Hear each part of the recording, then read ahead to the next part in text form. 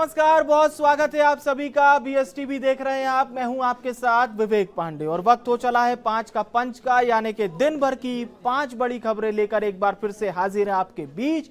तो चलिए जानते हैं आज शाम 5 बजे की 5 बड़ी खबरें अब आ रही हैं आपके स्क्रीन पर।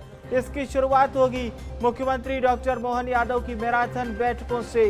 जी हां, प्रदेश के मुखिया डॉक्टर मोहन यादव तमाम विकास कार्यों को लेकर आज बड़ी बैठक कर रहे हैं। कुछ बैठक हो चुकी है तो कुछ अभी होगी और इसके साथ ही साथ मुख्यमंत्री डॉक्टर मोहन यादव का फुल फोकस इस बात पर है कि ग्लोबल इन्वेस्टर समिट पूरी तरह से सफल। राजधानी भोपाल में अब तक का सबसे बड़ा आयोजन होने जा रहा है। जी हां, अब तक का सबसे बड़ा आयोजन, और यही वजह है कि सीएम गंभीरता के साथ इस कार्य को सफल बनाने में जुटे हुए हैं। आज की एक और दूसरी खबर देखिए, राजधानी भोपाल से सियासी खबर। बीजेपी प्रदेश अध्यक्ष कौन बनेगा, किसे चुना जाएगा और चेहरा कौन होगा, किस क्षेत्र का होगा, पार्टी किस कद्दावर नेता को चुनेगी, अनुभव का कैसे ध्यान रखेगी, क्या कोई युवा होगा, महिला होगी, ये वो बातें हैं जो चल रही हैं सियासी गलियारों में। लेकिन इन सियासी गलियारों में चर्चा से इतर या फिर पैरेलल कुछ ऐसी मुलाकातें हैं जो चर्चा का केंद्र बन रही हैं, और ये मुलाकातें हैं पूर्व गृह मंत्री डॉक्टर नरोत्तम मिश्रा से जुड़ी हुई। बीते दिनों केंद्रीय मंत्री ज्योतिरादित्य सिंधिया ग्वालियर चंबल अंचल के बड़े नेता हैं। ज्योतिरादित्य सिंधिया केंद्र में मंत्री भी हैं और मुलाकात करने पहुंचे थे डॉक्टर नरोत्तम मिश्रा से। तो आज बीजेपी प्रदेश प्रभारी ने भी मुलाकात की है। इसके साथ ही साथ भोपाल से एक चौंका देने वाली खबर सामने आई है। कई तरह के नकारात्मक बयान सामने आते रहते हैं हिंदू मुस्लिम को लेकर, लेकिन अब की बार खुलकर कुछ ऐसा लिखा गया है जो समाज में कहीं ना कहीं आपत्तिजनक है, जो समाज में उस तरह से स्वीकार्य नहीं है जैसी तहजीब भोपाल की है। भोपाल जो कि गंगा जमुनी तहजीब के लिए जाना जाता है, ऐसे भोपाल में अगर ये लिखा जाए कि हिंदुओं को नौकरी दो, सिर्फ हिंदुओं को नौकरी दो, हिंदू भाइयों से संपर्क रखो, तो फिर इस गंगा जमुनी तहजीब को जो इतने सालों से संजो के रखा है उसका क्या होगा, ये भी सवाल हम खड़ा उठाएंगे। इसके साथ ही साथ आज की एक और सुंदर तस्वीर आपको दिखा देते हैं। प्रयागराज महाकुंभ में मौजूद है साई कैबिनेट। साई कैबिनेट के साथ साथ मुख्यमंत्री विष्णुदेव साय हैं, पूरा मंत्रिमंडल है, प्रदेश के मुखिया दिखाई दे रहे हैं। सपत्नीक उन्होंने आस्था की डुबकी लगाई। तमाम विधायक हैं, कांग्रेस के भी 7 विधायक हैं, प्रदेश के राज्यपाल हैं, प्रदेश के विधानसभा अध्यक्ष हैं। तो पूरी तरह से भक्तिमय माहौल है। और रायपुर से ही सबसे बड़ी खबर आपको बता दें, निकाय चुनाव का वो दिन था, शाम के तकरीबन 3 या 4 बज रहे थे और रायपुर में निकाय चुनाव मतदान के दिन इतनी बड़ी डकैती होगी किसी ने सोचा नहीं था। लेकिन इस डकैती का पर्दाफाश हो चुका है। 11 तारीख को ये डकैती हुई थी 60 लाख की, और आज 13 तारीख है जब हम आपको ये खबर बता रहे हैं। तो इस डकैती का खुलासा हो गया, आरोपियों को गिरफ्तार कर लिया गया है। बहुत चौंका देने वाले खुलासे हुए। विस्तार से खबरें, सारी खबरें आपके सामने एक एक करके होंगी। तो ये है शाम 5 बजे की 5 बड़ी खबरें इस वक्त आपकी स्क्रीन पर।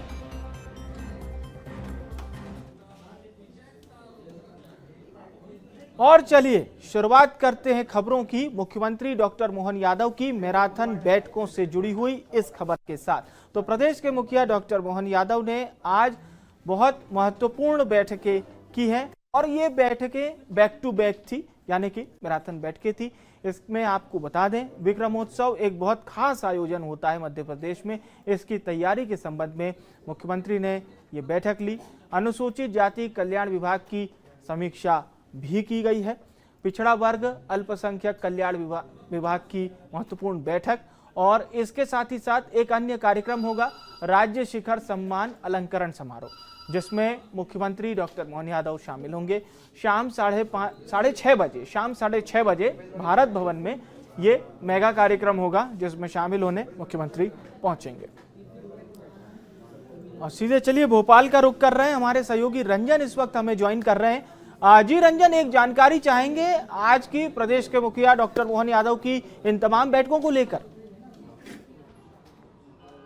जी बिल्कुल, देखिए अगर हम बात करें तो आज मुख्यमंत्री डॉक्टर मोहन यादव जो है बैक टू बैक बैठकें कर रहे हैं, क्योंकि हम बात करें तो प्रदेश में जो है विक्रम महोत्सव जो है पूरे धूमधाम के साथ जो है हर साल मनाया जाता है और इसी के चलते मुख्यमंत्री डॉक्टर मोहन यादव लगातार जो है अलग अलग विभागों के साथ आज बैठक भी कर रहे हैं और ज़रूरी दिशा निर्देश जो है वो भी जारी किया जा रहा है। क्योंकि अगर हम बात करें विक्रम महोत्सव की तैयारी जो है पिछले कई महीनों से चल रही है, क्योंकि एक भव्य तैयारी जो है वो की जानी है और ये जो कार्यक्रम होता है, ये जो उत्सव होता है, इसमें प्रदेश भर में जो है विशेष आयोजन जो है वो किए जाते हैं और इसी की तैयारियों को लेकर के आज तमाम सारे जो अधिकारी जो कि सीएम हाउस में मौजूद थे उनके साथ मुख्यमंत्री डॉक्टर मोहन यादव ने मुलाकात की है। इसके अलावा अगर हम बात करें तो जनजातीय कल्याण विभाग के साथ भी जो है मुख्यमंत्री डॉक्टर मोहन यादव की बैठक जो है वो हो चुकी है। लगातार जनजातीय वर्ग के कल्याण के लिए मुख्यमंत्री डॉक्टर मोहन यादव काम कर रहे हैं। कई सारी योजनाएं जो है उनके हित में चलाई जा रही है। ऐसे में उन योजनाओं का लाभ उन तक पहुंच पाए और सही समय पर जो है योजनाओं का लाभ जो है जनजातीय वर्ग तक पहुंचे,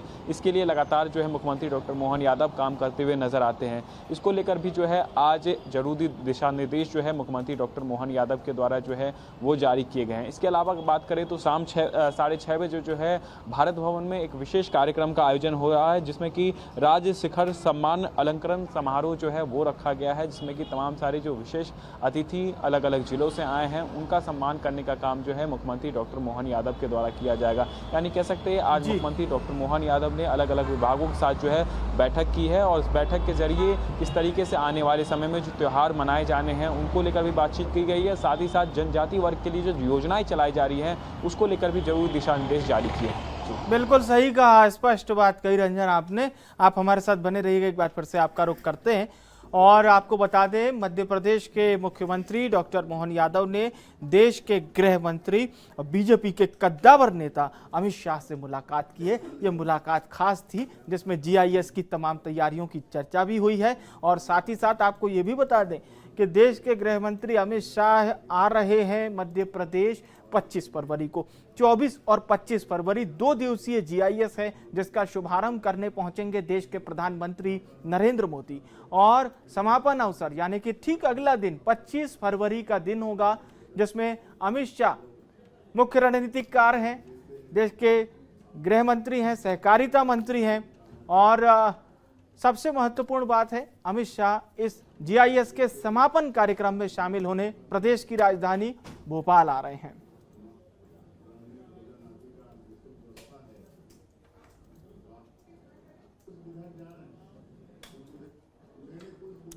और चलिए खबरों में आगे बढ़ते हैं और एक ऐसी खबर अभी सामने आ रही है जो थोड़ा सा सोचने पर और थोड़ा सा इस बात को लेकर भी आपको न केवल जानकारी देगी बल्कि साथ ही साथ कुछ ऐसी कवायद चल रही है सियासी गलियारों में जिसकी चर्चा है। तो दो बातें ये हैं कि बीते दिनों डॉक्टर नरोत्तम मिश्रा जो कि शिवराज सरकार में मंत्री भी थे उनसे मुलाकात करने केंद्रीय मंत्री ज्योतिरादित्य सिंधिया पहुंचे थे। दोनों ही नेताओं ने इस मुलाकात को बेहद सामान्य बताया था और आज बीजेपी प्रदेश प्रभारी से मुलाकात की है। और ये भी आपको बता दें कि अभी भारतीय जनता पार्टी में नया बीजेपी प्रदेश अध्यक्ष चुने जाने की कवायद है। इसमें थोड़ा सा समय लग सकता है लेकिन इस कवायद के बीच में ये जो मुलाकातें हैं ये चर्चा का विषय बनी हुई हैं।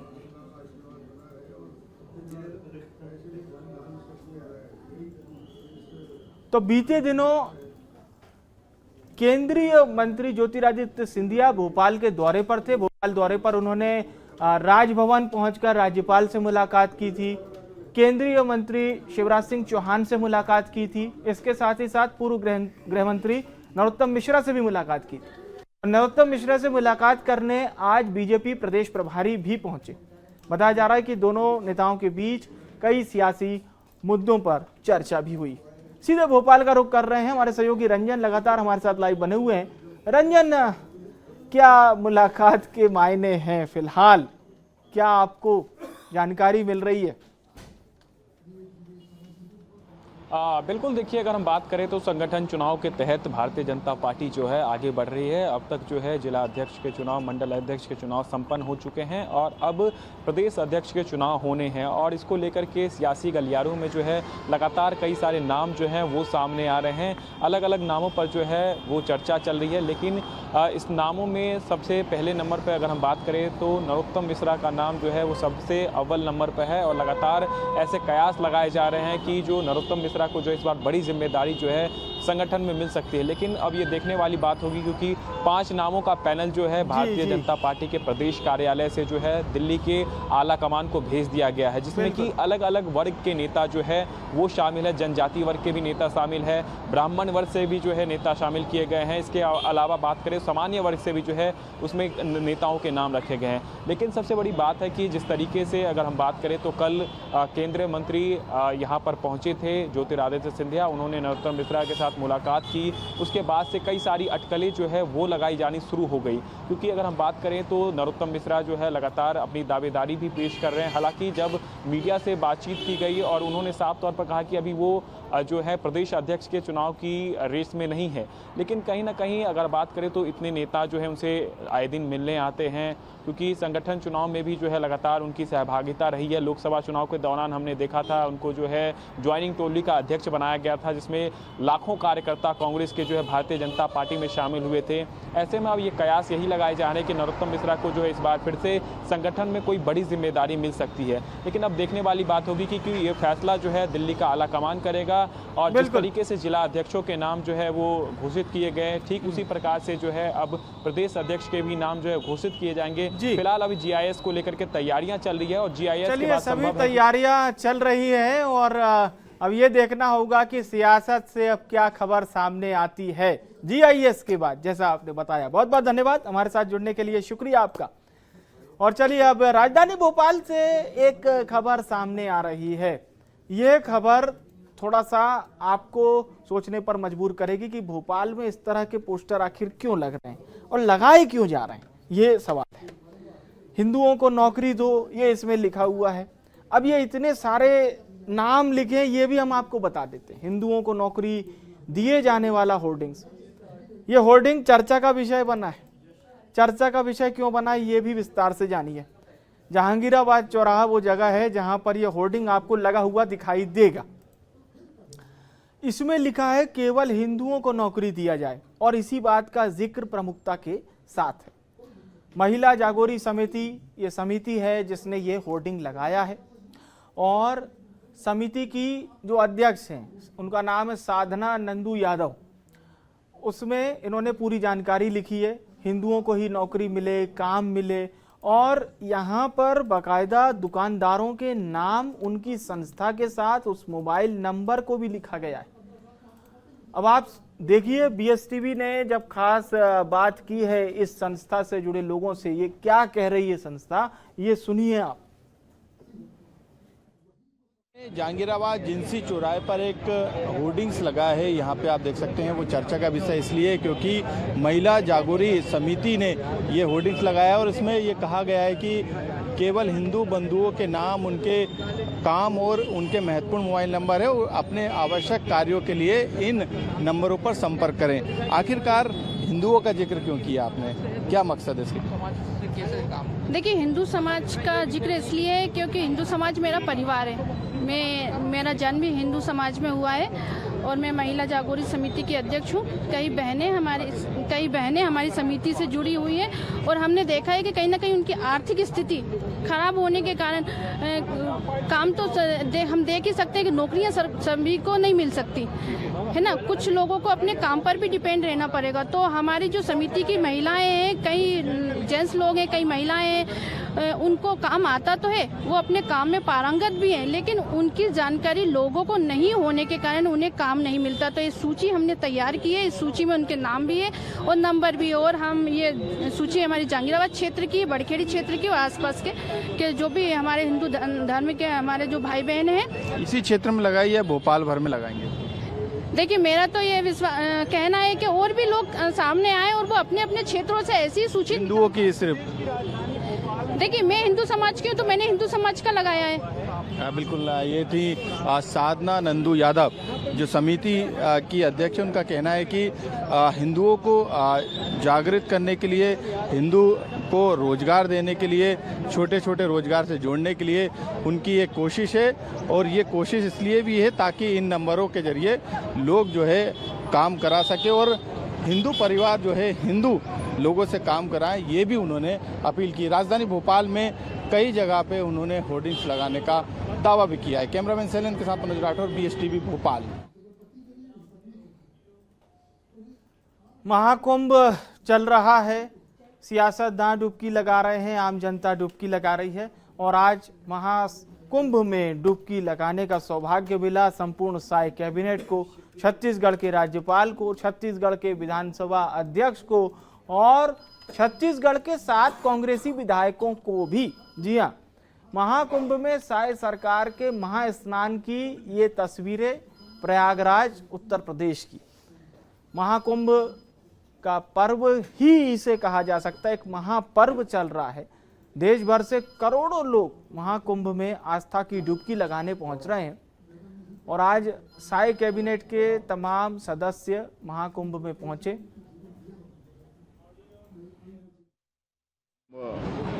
में स्नान करके पुण्य का भागी बनने और इसके लिए हम उत्तर प्रदेश के आदरणीय मुख्यमंत्री श्री योगी आदित्यनाथ जी और वहाँ के विधानसभा अध्यक्ष को भी धन्यवाद देना चाहेंगे। उनका भी आमंत्रण था और हम लोग भी वहाँ पर छत्तीसगढ़ की तरफ से एक पवेलियन लगाए हैं। छत्तीसगढ़ के जो भी श्रद्धालु जा रहे हैं उनको वहाँ पर रहने, भोजन आदि का निःशुल्क व्यवस्था है।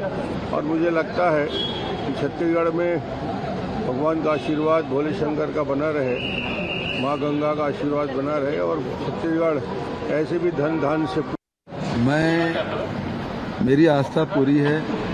मेरी जीवन की पहली यात्रा ही प्रयागराज रहा और संगम में बीच में जाके नाव से कूदा था, तब मेरी उम्र 5 साल थी। तब से मैं लगातार जा रहा हूँ। लेकिन ये है कि ऐसे पर्वों में जब बहुत ज़्यादा भीड़ भाड़ रहे तो VIP लोगों को इनवाइट करना चाहिए, क्योंकि श्रद्धालु लोग जाते हैं और VIP कारण से बहुत अव्यवस्था फैली और जिसका दुष्परिणाम हम लोगों ने देखा है। और इसी जनता के आशीर्वाद से हम लोगों को वो सुविधा मिली हुई, हम लोग कभी भी जा सकते हैं और हम लोग जाते ही रहते हैं कि वहाँ दर्शन। अभी चुनाव समय गए बनारस में, बढ़िया नौका विहार भी किए, गंगा आरती भी किए, अनेक बार हरिद्वार जाने का मौका मिला, गंगा आरती में शामिल हुए। तो इस प्रकार से हमारी विविधताएं हैं और उसका लाभ हम सब लोग लेते रहते हैं। लेकिन जब गगन भैया बुलाएगी हम लोग चले जाएंगे, उसमें क्या है। तो ये आप कुछ सियासी बयान भी सुन रहे हैं। महाकुंभ वैसे तो पूरी तरह से सनातन धर्म का सबसे बड़ा पर्व है और ये दुनिया का सबसे बड़ा पर्व भी है, क्योंकि विदेशों में होने वाले चाहे वो कॉन्सर्ट हो, टुमारोलैंड हो, ड्रीम लैंड हो, वहाँ पर भी इतने लोग एक साथ नहीं जुटते। तो ये आस्था का पर्व है, उत्साह का पर्व है और उत्साह का पर्व कुछ इस तरह सा है जहाँ पर करोड़ों लोग एक साथ आस्था की डुबकी लगाते हैं। और एक सबसे महत्वपूर्ण बात है कि जिस प्रकार से यहाँ पर पूरी व्यवस्था की गई है वो भी बहुत रोचक है। रोचक इस बात को लेकर भी है कि इतने लोगों का मैनेजमेंट एक साथ हो रहा है। चलिए अब रायपुर का रुख करते हैं। साय सरकार के इस महास्नान की जानकारी आपको और बताते हैं। हमारे सहयोगी शिवम हमारे साथ जुड़ चुके हैं। जी शिवम, सुंदर तस्वीरें, अकल्पनीय तो नहीं है लेकिन हाँ 7 कांग्रेसी विधायक भी गए, ये बड़ा अच्छा है। भूपेश बघेल भी बहुत नपातुला कह रहे थे महाकुंभ पर, एक शब्द भी ऐसा नहीं लगा कि किसी को कुछ अलग से कहा गया हो। समझ गए होंगे आप। जी बिल्कुल, देखिए आज पूरा छत्तीसगढ़ बेहद प्रसन्न हैं, क्योंकि छत्तीसगढ़ के जितने भी जनप्रतिनिधि हैं वो कहीं ना कहीं महाकुंभ में स्नान करने पहुंचे हुए हैं, त्रिवेणी संगम में स्नान कर चुके हैं और छत्तीसगढ़ की खुशहाली की कामना भी कर चुके हैं। ये तस्वीर बेहद खूबसूरत इसलिए भी है क्योंकि इसमें विधायक, सांसद, जनप्रतिनिधि, बीजेपी नेता, इसके साथ साथ कांग्रेस विधायक और खुद मुख्यमंत्री भी इस कुंभ में स्नान करने पहुंचे थे और सभी जनप्रतिनिधि एक साथ एक प्लेन में बैठकर और बिना किसी राजनीति के वहां तक पहुंचे। लेकिन उसके बाद जैसे ही प्रयागराज में साय मंत्रिमंडल, बीजेपी नेता, बीजेपी विधायक, कांग्रेस विधायक पहुंचे तो कहीं ना कहीं हल्का फुल्की सियासत भी छत्तीसगढ़ में देखने को मिली है। भूपेश बघेल का बयान आपने सुना, बेहद ही नपतुला बयान उनका था, लेकिन जो शिव डहरिया हैं, पूर्व मंत्री हैं, उन्होंने एक खास रोचक बात कही है कि जो बीजेपी नेता या बीजेपी विधायक इस महाकुंभ में स्नान करने नहीं गए हैं तो क्या उन्हें भी सनातन विरोधी कहना चाहिए, क्योंकि जब भी कांग्रेस के नेता ऐसा जी अब ये सवाल है कि भाई अब शिव डहरिया क्या कह रहे हैं, लेकिन चलिए कम से कम भूपेश बघेल ने शिवम कमान संभाली और भूपेश बघेल ऐसा कुछ नहीं कहे, डहरिया साहब ने कुछ कह दिया, ठीक है। अब इसके क्या सियासी मायने अब देखेंगे। धन्यवाद तमाम जानकारी हमारे दर्शकों तक पहुंचाने के लिए। एक बहुत बड़ी और अहम खबर, नगरीय निकाय के वोट डाले जा रहे थे 11 फरवरी को और BSTV ने एक खबर आपको दिखाई थी तकरीबन 4 बजे के लगभग, 4 से 5 बजे के लगभग, कि रायपुर में 60 लाख की डकैती हुई थी। और अब BSTV आपको बता रहा है कि इस डकैती के जो 10 आरोपी हैं वो गिरफ्तार कर लिए गए। एक महिला इस नेटवर्क को लीड कर रही थी। चौंकाने वाले खुलासे कई सारे हुए हैं, जिसमें खुलासा ये भी हुआ है कि नकली पिस्टल का उपयोग किया गया था। जी हाँ, और इसमें पूरे मामले में रायपुर पुलिस ने खुलासा किया है। रायपुर पुलिस ने जानकारी भी दी है कि एक पूर्व सूबेदार भी इस पूरी जो लूट की घटना है उसमें शामिल था। जो करने वाली सरगना महिला, जिनका नाम आप सब जानते हैं, नेहा त्रिपाठी, वो फैमिली के वेलफेयर के लिए पैसा बांटना, इलाज कराना, इन संबंधी चीजों के लिए पैसा खर्च करते थे। एक जो सिस्टर थी जिनका संबंध, मित्रवत संबंध रिटायर्ड सूबेदार मेजर से था, उन दोनों में कुछ योजना बनी कि शायद ये पूरा पैसा परिवार के वेलफेयर में खर्च हो जाए और हमको कुछ ना मिले, इसलिए वो टारगेट किया गया था। गिरफ्तारियां और जो जब्ती हुई है, कुल 10 आरोपी पकड़े गए हैं।